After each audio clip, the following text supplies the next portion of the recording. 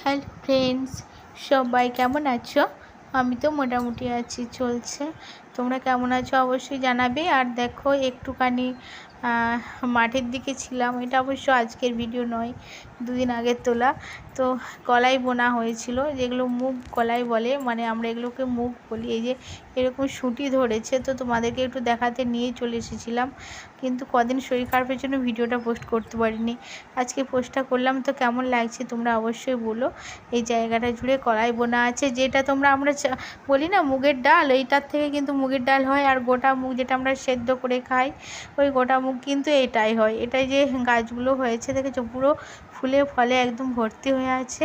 এগুলোকে এখন মোটামুটি এখন বৃষ্টি হচ্ছে, পাড়ানোর দরকার নেই, নইলে পাড়ানো হয়। আর কলাই এগুলো ধরে শুঁটিগুলো ধরতে ধরতে যখন কালো হয়ে আসে তখন পেকে ওঠে। আর পেকে যখন যায় তখন ওগুলোকে তুলতে হয়। তুলে আনার পরে সেগুলোকে শুকনো করতে হয়, শুকনো করে রোদ্রের মধ্যে দিয়ে আবার কুলোই করে আঁচড়ে পাঁচড়ে বের করতে হয়। এটা কিন্তু ভীষণ খাটানি, মানে খাটুনি অনেকটাই আছে, কিন্তু কলাই যখন হয় না প্রচুর, বেশ ভালো লাগে। আর পুরো গাছ জুড়ে ভর্তি থাকে কলাই। আর সেই রকম পেকে গেলে তো সুন্দর লাগেই। তো বন্ধুরা, আজকে এটাই ছিল আমার ভিডিও। কেমন লাগলো তোমরা অবশ্যই বলো।